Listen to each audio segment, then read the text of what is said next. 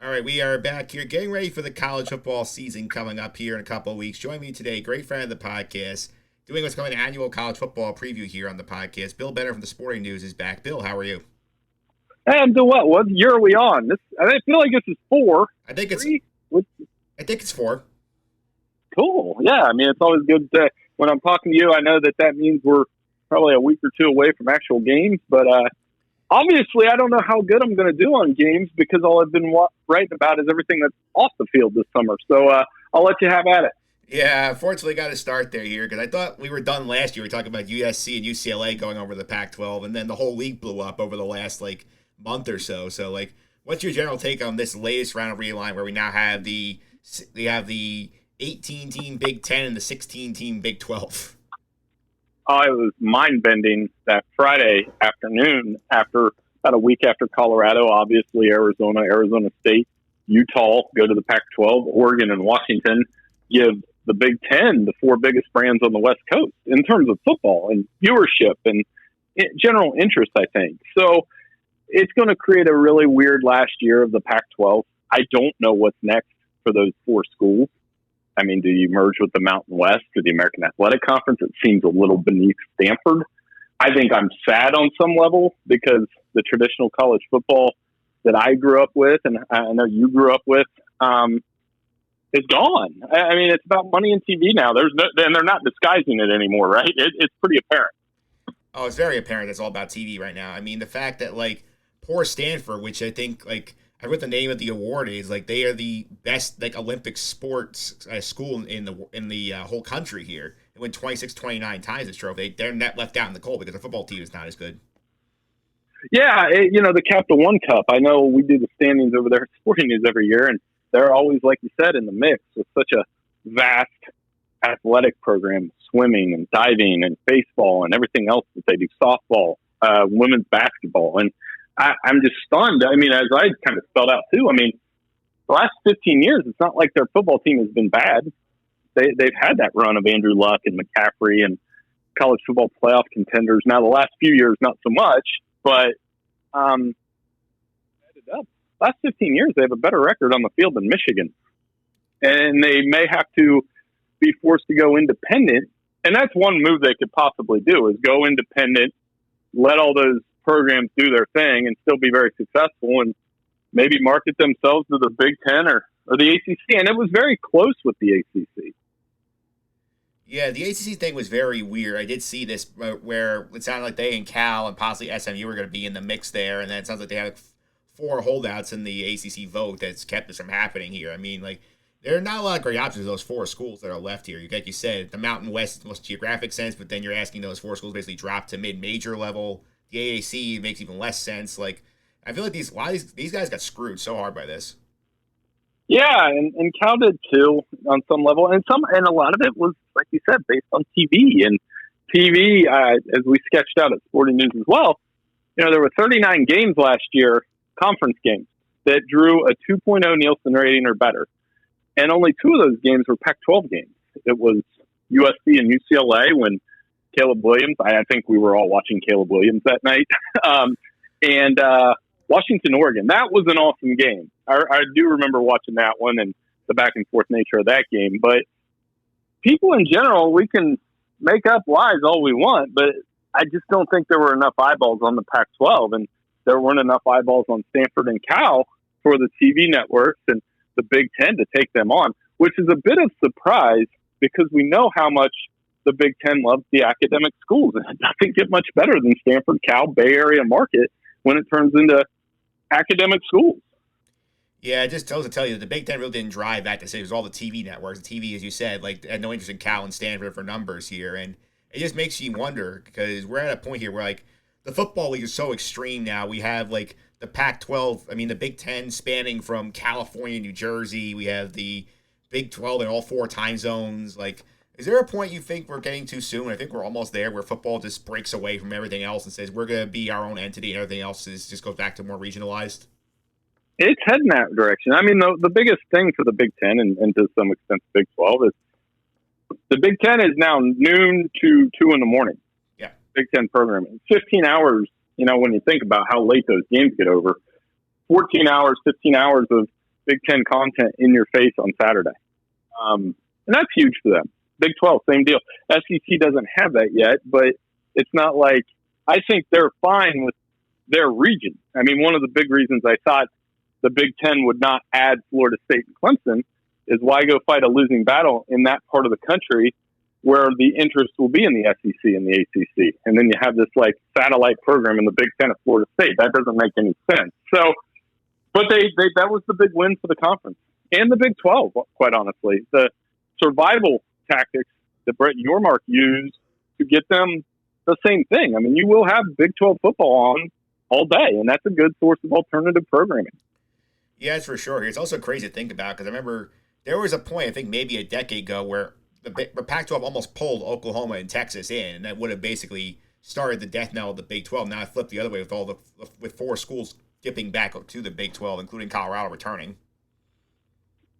Yeah, and it really is impressive that they were able to survive, and at the Pac-12 expense, quite frankly. That, you know, a couple of years ago when we talked about Texas and Oklahoma leaving, I mean, if you have the files, I probably came on your podcast and said it's a matter of time before the Big 12 dies. Well, yeah. Brett Yormark, with the additions he made, the 4 time zone thing you mentioned, being aggressive, not waiting for things to happen.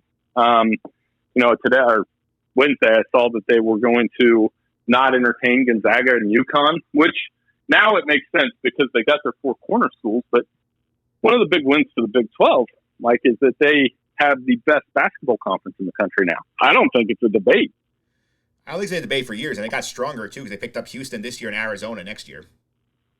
Right, and that's what I'm saying. You're right. They were already number 1, and now you add the possibility of a Tuesday night game between Kansas at Arizona or Houston at, I mean, even like BYU and Utah. Those are solid basketball schools with decent traditions. So it's going to be fun. I think it's going to be a lot of, like I said, alternative programming. And I think they know where they're at in terms of the Big 12 is not going to draw more eyeballs than the SEC or the Big 10, but they're still going to draw enough eyeballs for that conference to survive when we go to 12 teams. Yeah, that's for sure here. I also do feel bad for all the the Olympic sports who are going to have to deal with, you know, like Oregon flying across the country to play volleyball at Rutgers. That makes no sense. You know, and you did see, and you have to take into account, I mean, student-athlete welfare. One of the things at first when you saw it, you saw some softball athletes tweeting, oh, our families want to see us play, and it's going to affect my mental health. And they're right, because I was thinking about it myself. I have 2 kids, and when they play their games, and this is just at youth sport level, I hate missing them. So I couldn't imagine being the parent of a UCLA softball player and having to travel to Rutgers or having to go to Minnesota for a softball game. I don't want to do that. And I don't blame them at all for voicing those concerns. Yeah, and the Ivys themselves, it's not football where they're going to get charter flights across the country. A lot of these guys are flying regional or flying commercial, and it's going to take them out of school. So I do wonder if this breakaway thing does end up happening at some point, just to make it easier for everybody. Well, Chip Kelly had the 64-team idea that made the rounds last week, and he's right, too. I mean, you know, a lot of college football is tied up in those traditions I was talking about, the rivalry, the bragging rights, those kind of things. Well, that's going away. If we're not going to play games like SMU, TCU, and Oklahoma and Oklahoma State, why not just go to that model and have like an NFL times 2 with 64 teams? And I guess the downside is it's not inclusive. But right now, the current model is not inclusive either, when really the only teams that can entertain winning a national championship, I think I've done this joke with you. I mean, you can find them on one hand. Yeah, I think it's the same way this year here, and Georgia's definitely on that hand, and obviously they've won back-to-back here. I know the season number 1 in the polls again here. What are their shot? Do you think they have a three-peat? I mean, it's not easy, and we can't take it for granted, even though if I was betting on somebody, I would bet on Georgia. I think their roster, very talented, obviously. A lot of 4- and 5-star talent. Carson Beck, you plug him in. They're better at receiver around Ladd McConkey. They got a couple transfers in there, along with Brock Bowers. They're better, you know, the depth is insane. So I just don't know who can entertain beating them, especially on their schedule. I mean, their schedule doesn't get serious until November, where provided they beat South Carolina and Florida earlier, they'll be 9-0 when they play Ole Miss and Tennessee. Those are the only 2 ranked teams on their schedule. So it's hard for me to believe that Georgia won't be anything but 12-0 and get back to Atlanta and probably have Alabama staring at them in what could be a 1 of 2 situation. Yeah, that's for sure. You mentioned Alabama here. They're always a threat to Georgia. Who else in the conference think could pose a threat to them? Obviously, you mentioned the schedule. They don't have a lot of big games, but anybody else in the other half of the league you feel like could be a threat to them? I mean, Tennessee, with if Joe Milton lives up to billing. I mean, Georgia was the only team that kind of punked Tennessee on the field last year, made them look ordinary, made that offense look ordinary. Does Joe Milton change that? We'll see. Obviously, LSU. They got to Atlanta last year. They built some talent. They're going to be good up front. But, I mean, you got to believe is that Jaden Daniels the guy that can lead them. I mean, he's probably the best returning SEC quarterback. But those are the 2 that, other than Alabama, and Alabama, I think, is almost a little underrated. Not being talked about enough. Believe it or not, that we're going into a college football season where the Alabama Crimson Tide might be one of the more underrated top 5 teams. Probably the least talked about team in the top 5. You know, I mean, they didn't even make the SEC championship game last year, let alone the playoff. I could see why people were sleeping on them a little bit. Yeah, well, and it's the quarterback situation. When you look at that program and their last 4 starting quarterbacks, Jalen Hurts, Tua, Mac Jones, Bryce Young, they're all starting on Sunday right now. I mean, that's a nod to how good they are, and also a question mark with Jalen Milroe, Tyler Buckner, and Ty Simpson. So which one of those guys steps up, takes hold of that position? I was quick to remind people, though, how Nick Saban's won 4 national titles with guys named Greg McElroy and A.J. McCarron and Jacob Coker. It's not always about the quarterback. Yeah, it's certainly true here. And we'll go to the Big Ten here, obviously. They got 2 teams in the playoffs last year. Michigan and Ohio State both lost the first game. They're both both up to the top of the polls again here. If you had to put your chip on one to win the conference, who would it be? I would probably just flip the chip and say, okay, that's the team. It literally is a coin flip now. Ohio State's super talented again. I know Marvin Harrison, arguably the best player in the country. Offense is going to score a ton. Obviously, they got to answer that defense has got to cut down the big plays. But in that rivalry, sometimes it's best to be that school that's really loaded and nobody thinks they're going to beat Michigan because Michigan's preseason favorite. And they're loaded too. They've got an awesome offensive line. They've got Blake Corum, Donovan Edwards. Jim Harbaugh couldn't say enough good things about J.J. McCarthy at Big Ten Media Day, and their defense is stacked. So I think it adds up to the same old story, Mike, that we'll have Michigan 11-0, Ohio State 11-0. There'll be a winner. The loser might have a chance to get in, and it could be an instant repeat of last year. Yeah, that would certainly be a lot of fun here. In terms of the rest of the conference, anybody else you could think of here that might have a shot at sneaking into the playoff here? They could pull off a win over one of these guys? You mean in the whole country or just the Big Ten? Big Ten. I mean, Penn State's got a lot of excitement around their roster, and they should. Drew Aller, Nick Singleton on that offense, a difference maker at every level of their defense. Guys like Kalen King, Chop Robinson. These guys they got a lot of Sunday players too. They just got to go out and beat Ohio State and Michigan. That's what they haven't been able to do consistently. I mean, James Franklin you're going to hear that 4-14 stat all September into October until they play the Buckeyes.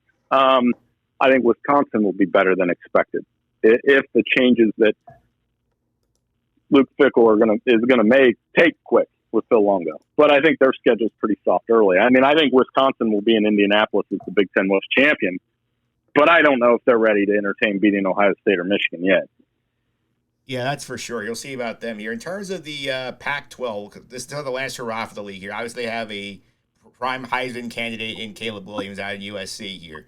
Do you think this league finds a way to get a team in the playoff and its real last stand? Oh, I mean, USC could. Washington could. They're going to have good football. That's the sad part about the conference imploding is that it has the best collection of quarterbacks in the country. It has, top 10 teams like Washington and USC and Oregon, and even Oregon State is kind of a sleeper. Utah, if Cam Rising is healthy, that's another one. So for them, I think USC, the offense will be playoff caliber again. I think Caleb Williams will be fantastic again. And then the same old questions about the defense. So we'll see how the defense does, but defense can make a couple stops. Yeah, USC could win the Pac-12 and get back in the playoffs. Yeah, and obviously the Big 12, they're getting their reinforcements next year in terms of schools. Deion Sanders in Colorado in there, some other fun ones coming in here. Who in the Big 12 is the favorite right there, right now?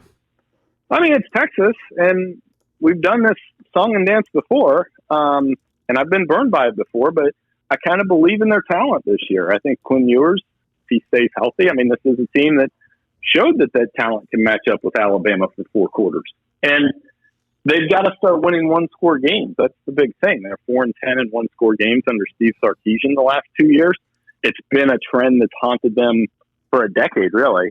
So we'll see. But I like Texas. I do like Kansas State. I think Oklahoma will bounce back. TCU will be in the mix. Even Kansas with Jalen Daniels could be an excellent sleeper in that conference.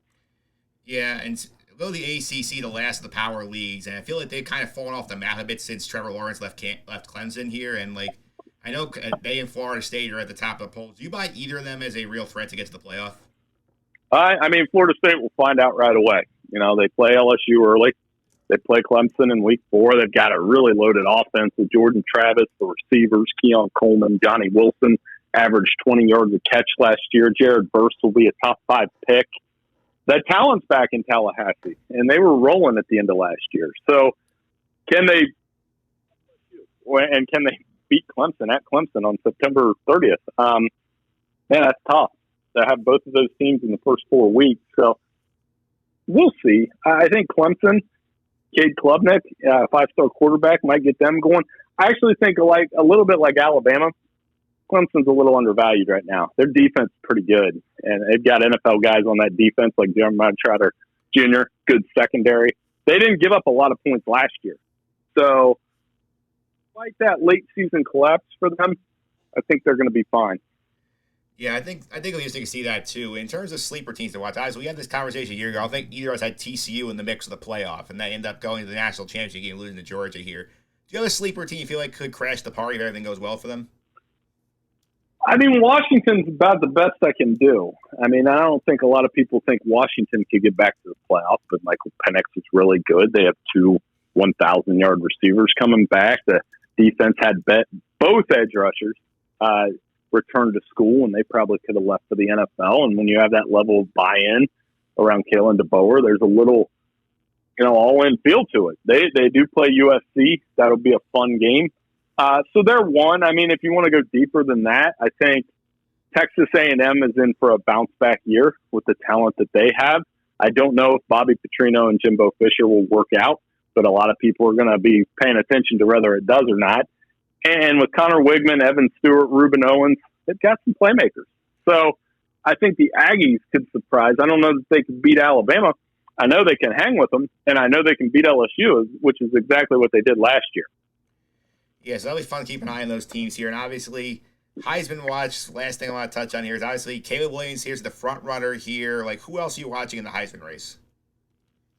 Well, I mean, Caleb Williams, obviously. And then, after him, that crop of Jordan Travis and Drake May and Michael Penix, Bo Nix. I mean, it's a quarterback award. We all know that. Outside of a quarterback, Marvin Harrison mentioned him earlier.